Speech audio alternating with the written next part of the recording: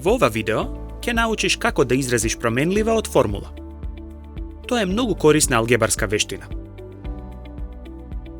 Ова значи дека ќе може да ја преуредиш формулата така што ќе бидат изразени различни променливи.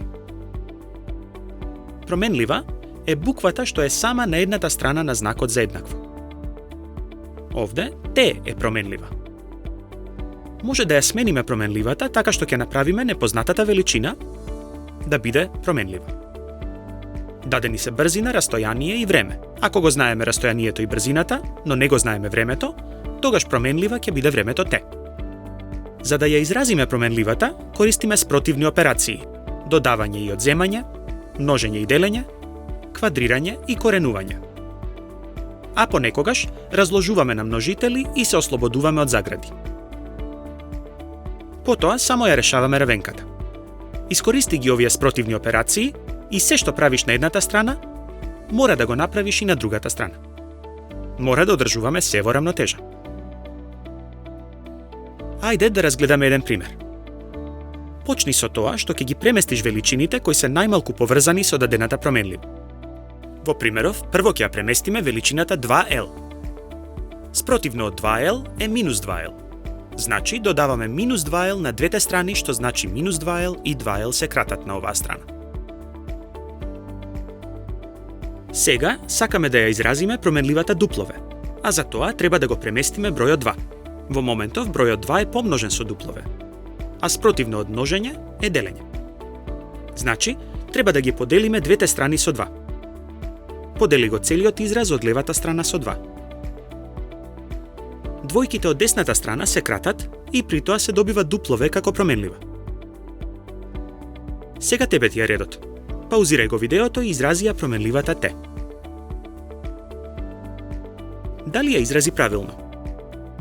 Дали се сети да го поделиш изразот на левата страна со А? Еве уште еден пример. Запомни дека пи е само број. Нека не те плаши овој израз. Тој е многу едноставен. 4 и 3 се посебни делови. Почни со множење на двете страни со 3, па на тој начин двете тројки ќе се скратат на оваа страна.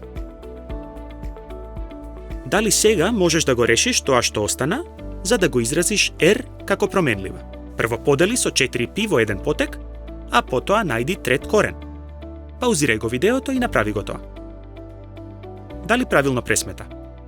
Запомни дека трет корен и трет степен се спротивни операции, па тие се кратат еден со друг. Еве уште неколку примери за тебе.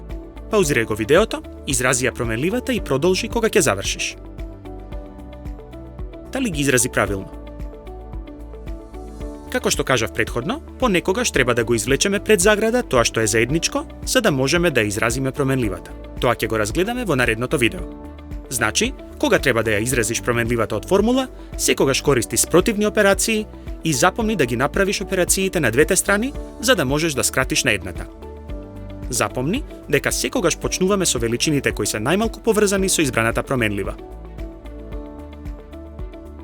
Македонската адаптација на ова видео е поддржана од Фармахем. Доколку ти се допадна видеово, сподели го со другарчињата.